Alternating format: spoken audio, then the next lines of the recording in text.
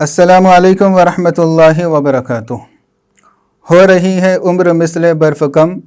چپکے رفتہ رفتہ دم بدم۔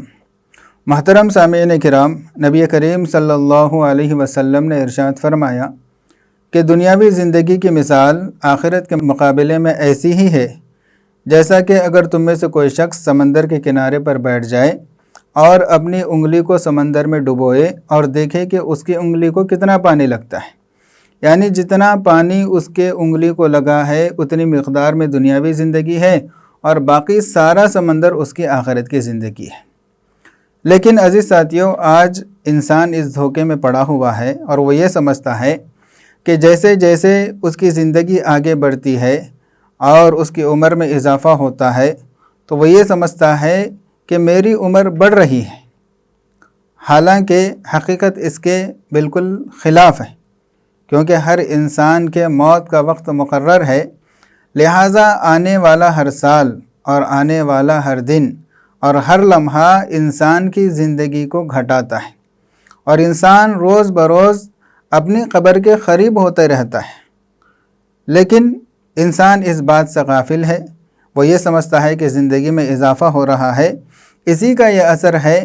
کہ جب اس کی زندگی میں ایک ایسا دن آتا ہے جو اس کو اپنا یوم پیدائش کے طور پر مانتا ہے تو اس کو ایک تہوار کے طور پر مناتا ہے۔ اس کے دوست احباب اس کے پاس آتے ہیں اور اس کو سالگرہ کی مبارکبادیاں دیتے ہیں اور یہ ان کی دعوت کرتا ہے اور خوش ہوتا ہے، حالانکہ حقیقت میں اس کی زندگی گھٹ رہی ہے، کم ہو رہی ہے۔ تو ایک ایمان والے کا یہ عقیدہ ہے کہ اس کی یہ دنیاوی زندگی ہی اصل زندگی نہیں ہے، بلکہ موت کے بعد جو شروع ہونے والی زندگی ہے وہ اس کی اصل زندگی ہے، اور اسی کی تیاری کے لیے اللہ تعالی نے ہمیں یہ زندگی دی ہے۔ تو اب میری زندگی میں سے 1 سال گزر گیا تو گویا کہ میں خبر اور آخرت کے قریب ہو رہا ہوں۔ تو اس صورت میں انسان کو 2 چیزیں کرنی چاہیے، ایک تو اپنی پچھلی زندگی کا محاسبہ کرے اور دوسرا یہ کہ اپنی اگلی زندگی کے لیے منصوبہ بندی کرے۔ پہلا کام یہ کرنا ہے کہ اپنی جو پچھلا 1 سال گزر گیا ہے یا پچھلی جو ساری زندگی گزر گئی ہے اس میں نے کس طرح اپنے اوقات کو استعمال کیا اور کس قدر اللہ تعالیٰ کو راضی کرنے کی میں نے کوشش کی اور کس قدر میں نے اپنے اوقات کو ضائع کیا لغو کاموں میں، لایانی کاموں میں، اور کس طرح میں اللہ تعالیٰ کی نافرمانی میں گھرا رہا۔ اس طرح اپنی زندگی کا محاسبہ کرنا چاہیے۔ جب محاسبے کے بعد اس کی حقیقی حالت سامنے آ جاتی ہے اور انسان کو پتہ چل جاتا ہے کہ اس نے کتنے اوقات کو ضائع کیا، کتنے لغویات وہ مشغول رہا، تو پھر آئندہ کے لیے اس کو نئے عزائم کرنا ہے، منصوبہ بنانا ہے کہ میری اگلی زندگی اس طرح کے بیکار کاموں سے، لغو کاموں سے اور لایانی کاموں سے کس طرح بچ جائے اور کس طرح میں اپنی زندگی کو قیمتی بنانے والا بن جاؤں۔ لیکن چونکہ جو غیر مسلم ہے، جو بے ایمان ہے، ان کے نزدیک یہ ساری چیزیں نہیں ہیں، لہٰذا وہ غفلت میں گھرے ہوئے ہیں۔ وہ یہ سمجھتے ہیں کہ ان کے زندگی میں ایک نیا سال آ گیا تو گویا کہ ان کی زندگی میں اضافہ ہو رہا ہے، اس لیے جب کوئی نیا سال آتا ہے تو یہ لوگ خوشیاں مناتے ہیں۔ خاص طور پر دسمبر کی 31 تاریخ کو اس بات کا انتظار کیا جاتا ہے کہ رات کے 12 بج جائے، اور جب رات کے 12 بج جاتے ہیں تو اس وقت ہر طرف جو ہے نا لائٹنگ سجائی جاتی ہے اور محلوں کو اور سڑکوں کو چمکایا جاتا ہے، اور 12 بجتے ہی آتش بازی ہوتی ہے، پٹاخے پھوڑے جاتے ہیں، ایک دوسرے کو ہیپی نیو ایئر کے مبارکبادی وہ دینے لگتے ہیں، اور مختلف کلبوں کے اندر یہ بے حیائی کے پروگرامز منعقد ہوتے ہیں جس کے اندر شراب اور شباب کا عروج ہوتا ہے، بے حیائی عام ہوتی ہے۔ تو یہ چونکہ ان لوگوں کا یہ عقیدہ نہیں ہے، خاص طور پر جو کفار ہے ان کا عقیدہ نہیں ہے بعض بعد الموت کا، موت کے بعد کی زندگی کا، لہٰذا وہ یہ سمجھتے ہیں کہ ان کی زندگی میں اضافہ ہو گیا ہے اور وہ اس غفلت کے اندر گھرے ہوئے ہیں۔ لیکن بڑے افسوس کے ساتھ یہ کہنا پڑتا ہے کہ آج ایک مسلمان بھی ان غیروں کی طرح ہی نیو ایئر کے جو لغویات ہے اور اس وقت ہونے والے جو خرافات ہیں ان کے اندر مبتلا ہوتا ہے۔ ایک مسلمان نوجوان بھی رات کے 12 بجنے کا انتظار کرتا ہے اور اپنے دوست احباب کو نیو ایئر کی مبارکبادی دیتا ہے اور کیک کاٹنے کے اندر، آتش بازی کے اندر اور دیگر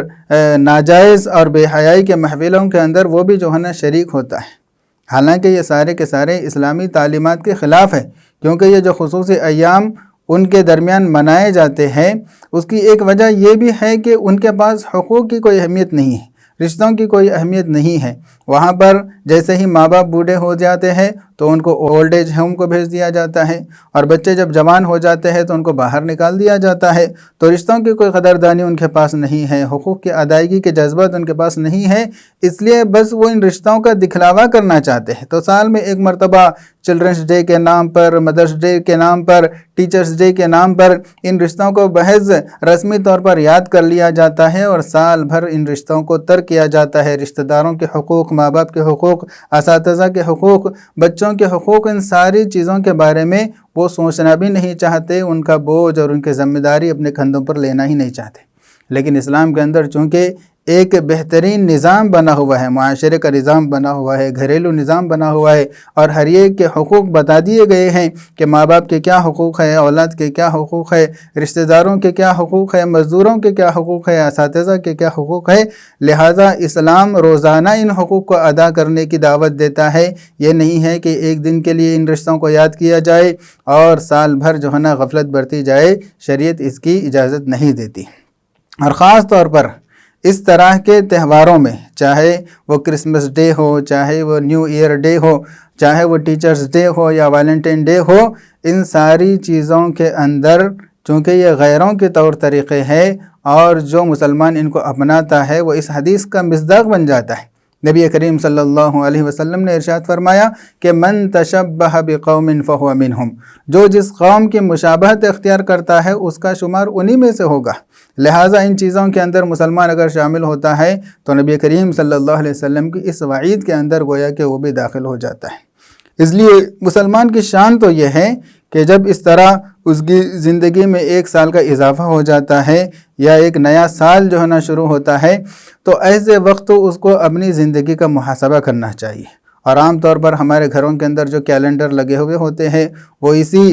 شمسی، یعنی یہ جو جنوری فروری والی جو ترتیب ہے اس کے حساب سے تبدیل ہوتے ہیں۔ تو ہر ایک یہ سوچے کہ میں اپنے گھر کا کیلنڈر تبدیل کرنے سے پہلے اپنے آپ کو اور اپنی زندگی کو تبدیل کروں گا، اور اپنے گناہوں کی عادت کو تبدیل کروں گا، اور اپنے ناپاک جذبات کو اور حلال طریقے کا اختیار کیے بغیر حرام طریقے سے جو کمانے کے جذبات ہیں ان کو میں تبدیل کروں گا۔ اس طرح اپنے سارے برائیوں کو تبدیل کر کے بدل کے اپنے آپ کو اللہ تعالیٰ کا وفادار بندہ بنانے کی کوشش کرنا چاہیے، اور اس کے لیے محنت کرنا چاہیے، اور اس کے لیے نئے اور اونچے عزائم کرنے کی ضرورت ہے۔ اللہ تعالیٰ قرآن پاک کے اندر سورہ عادیات کے اندر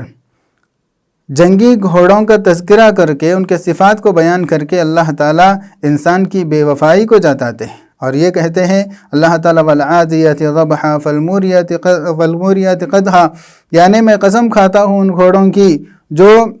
جنگ کے میدان میں اس قدر تیز دوڑتے ہیں کہ ان کے سینوں سے ہانکنے کی آواز آتی ہے، اور وہ اپنا ٹاپ مار کر پتھریلے زمین پر جب وہ دوڑتے ہیں تو پھر ان کے آگ سے جو ہے ان کے پیروں سے جو ہے نا آگ اجلتی ہے، چنگاریاں نکلتی ہے، اور صبح سویرے وہ غارت گیری کرتے ہیں، دشمن پر ٹوٹ پڑتے ہیں، اور میدان جنگ کے اندر گرد و غبار اٹھانے والے جو گھوڑے ہیں اور دشمن کے جم گھنٹے میں وہ گھس جانے والے ہیں، ان گھوڑوں کی قسم کھا کر میں کہتا ہوں کہ ان الانسان لربہ لکنود، بلا شبہ انسان اپنے رب کا بڑا ناشکرا ہے۔ اب یہاں پر مفسرین فرماتے ہیں کہ اللہ تعالیٰ نے گھوڑوں کی قسم کھا کر انسان کے نافرمان ہونے کو بیان کیا، یہ بے وجہ نہیں ہے، بلکہ اللہ تعالیٰ انسان کو اس طرف توجہ مبذول کرنا چاہتے ہیں کہ ارے انسان ان گھوڑوں کو دیکھ کر عبرت حاصل کر کہ ان گھوڑوں کو اس کے مالک نے پیدا نہیں کیا، اور نہ ہی ان کے چارے اور پانی کو اس کے مالک نے پیدا کیا، سب کا پیدا کرنے والا تو اللہ ہے، بس اس کا مالک اتنا کام کرتا ہے کہ جب وقت ہو جاتا ہے تو ان کے سامنے تھوڑا چارہ اور تھوڑا پانی ان کے آگے کر دیتا ہے، تو اس کے اس چھوٹی خدمت کا یہ گھوڑا اس قدر وفادار ہوتا ہے کہ اپنے آقا اور اپنے مالک کے اشارے پر دشمن کے جم گھٹے میں وہ گھس جاتا ہے، تیر اور تلوار کے سائے میں وہ گھس جاتا ہے، اور اپنی جان کی بالکل پرواہ نہیں کرتا، فکر نہیں کرتا، تو اپنی جان کو وہ نچھاور کر دیتا ہے۔ اس کے مقابلے میں ایک انسان ہے جس کو اللہ تعالیٰ نے اشرف المخلوقات بنایا، خاص طور پر جبکہ وہ ایمان والا بھی ہے، تو اللہ تعالیٰ کے کتنے اس پر احسانات ہیں۔ لیکن اس کے باوجود یہ ایمان والا جو اللہ تعالیٰ پر ایمان لانے کا دعویٰ کرتا ہے، نبی کریم صلی اللہ علیہ وسلم سے محبت کا دعویٰ کرتا ہے، وہ اپنے رب کے لیے کتنا وفادار ہے، کتنا وہ اپنے رب کے ان احسانات کا شکر گزار ہے، اور کتنا اس کے احکامات پر وہ پابندی کرتا ہے۔ بلکہ اگر جائزہ لیا جائے تو ہمارے لیے فجر کی نماز کا اٹھنا کس قدر مشکل ہے، حرام کمائی سے بچنا ہمارے لیے کس قدر مشکل معلوم ہوتا ہے۔ تو ان ساری چیزوں کو سامنے رکھ کر عزیز ساتھیوں ہمیں یہ سوچنا ہے اور یہ فیصلہ کرنا ہے اور عزم کرنا ہے کہ جو زندگی ہماری گزر گئی سو گزر گئی، انشاءاللہ اگلی زندگی میں ہم نئے حوصلوں کے ساتھ اللہ تعالیٰ کو راضی کرنے کے لیے اور اپنی آخرت کو کامیاب بنانے کے لیے جو منصوبہ بندی کرنے کی ضرورت ہے اور جس قدر قربانی دینے کی ضرورت ہے، ان ساری چیزوں کے اندر ہم حصہ لیں گے اور اپنی زندگی کو صحیح رخ پر لانے کی کوشش کریں گے۔ اللہ تعالیٰ سے دعا ہے کہ اللہ عمل کی توفیق عطا فرمائے۔ السلام علیکم ورحمۃ اللہ وبرکاتہ۔